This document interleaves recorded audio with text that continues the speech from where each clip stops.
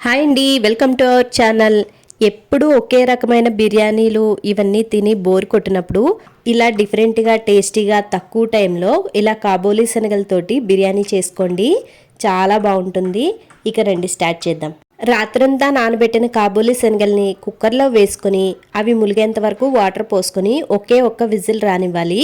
Whistle వచ్చిన తర్వాత stove off చేసుకుని పక్కన పెట్టుకోండి. ఇప్పుడు పొయ్యి మీద ఇంకొక కుక్కర్ పెట్టుకొని దానిలో 2 లేదా 3 స్పూన్ల నెయ్యి వేసుకోవాలి. నెయ్యికి బదులు మీరు ఆయిల్ అయినా యూస్ చేసుకోవచ్చు. నెయ్యి కొద్దిగా హీట్ అయిన తర్వాత బిర్యానీ స్పైసెస్ వేసుకుని వీటిని కొంచెం సేపు వేయించుకోవాలి. ఇప్పుడు దానిలో 4 లేదా 5 పచ్చిమిరపకాయలు నాట్లు పెట్టుకుని వేసుకోవాలి. అలాగే ఒక పెద్ద ఉల్లిపాయని సన్నగా చీలికలుగా చేసుకుని వేసుకుని కొంచెం సేపు వేయించుకోవాలి. ఉల్లిపాయలు వేగిన తర్వాత 3 పెద్ద టమాటాలు బాగా పండినవి తీసుకుని చిన్న ముక్కలుగా కట్ చేసుకుని వేసుకోవాలి.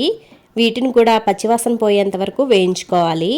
మన ఛానల్ని ఫస్ట్ టైం చూస్తున్న వాళ్ళు వెంటనే సబ్స్క్రైబ్ చేసుకొని బెల్ ఐకాన్ నొక్కండి. ఇలాంటి సింపుల్ అండ్ ఈజియెస్ట్ వీడియోస్ ఎన్నో ఉన్నాయి.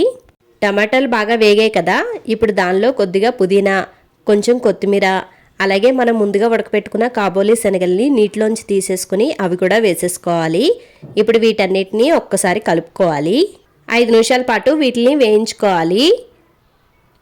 తర్వాత దీనిలో కొద్దిగా జీలకర్ర పొడి, అలాగే ధనియాల పొడి, 1/2 స్పూను గరం మసాలా, కొద్దిగా కారం, అలాగే పసుపు వేసుకుని వీటన్నిటిని బాగా మిక్స్ అయ్యేలాగా కలుపుకోవాలి. ఈ బిర్యానీ చేసుకోవడం కూడా చాలా ఈజీ అండి. ఎక్కువ శ్రమ పడ అవసరం లేదు. నైట్ మనం కాబోలీ చనా నానబెట్టుకుంటే సరిపోతుంది. ఆఫీస్కి వెళ్ళే వాళ్ళకి, స్కూల్కి వెళ్ళే వాళ్ళకి లంచ్ బాక్స్లో పెట్టడానికి కూడా చాలా బాగుంటుందండి. తొందరగా కూడా అయిపోతుంది. అరగంట సేపు నానబెట్టుకున్న బాస్మతి బియ్యాన్ని శుభ్రంగా కడుక్కొని ఆ బియ్యాన్ని కూడా ఇప్పుడు దానిలో వేసేసుకుని ఒక 5 నిమిషాల పాటు విరిగిపోకుండా కలుపుకోవాలి. ఇప్పుడు దీనిలోకి కొన్ని వేడి నీళ్ళని వేడి చేసుకొని ఒక గ్లాస్ బియ్యానికి 1.25 గ్లాస్ వాటర్ పోసుకోవాలి. ఒకవేళ కాబోలీ చనా ఉడకపెట్టిన వాటర్ ఉంటే గనక అవి కూడా కొలుచుకుని వేసుకోండి. అలాగే మీ రుచికి సరిపడా ఉప్పును కూడా వేసుకొని ఇంకొకసారి కలిపేసుకోండి. ఒక 5 నిమిషాల పాటు అలా వదిలేశారంటే వాటర్ అంతా బాగా ఇలా సలసలా మసులుతూ ఉంటుంది. ఈ టైంలో ఉప్పు ఇంకొకసారి చూసుకొని ఒకవేళ పడితే మరలా వేసుకుని ఒకసారి కలిపేసుకుని కుక్కర్ మూత పెట్టుకుని 3 విజిల్స్ రానివ్వాలి.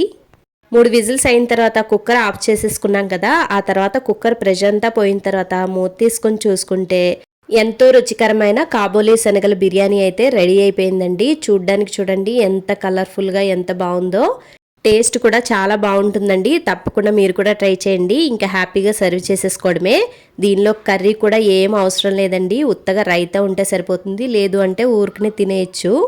ఈ వీడియో కనుక నచ్చినట్లయితే లైక్ చేయడం అస్సలు మర్చిపోద్దండి. ఇలాంటి సింపుల్ అండ్ ఈజియెస్ట్ వీడియోస్ కోసం మన ఛానల్ని సబ్స్క్రైబ్ చేసుకుని బెల్ ఐకాన్ నొక్కండి. ఇలాంటి ఎన్నో రకాలైన వంటలు మన ఛానల్లో చాలా ఉన్నాయండి. తప్పకుండా వెళ్ళి ఒక్కసారి విజిట్ చేయండి. Thanks for watching.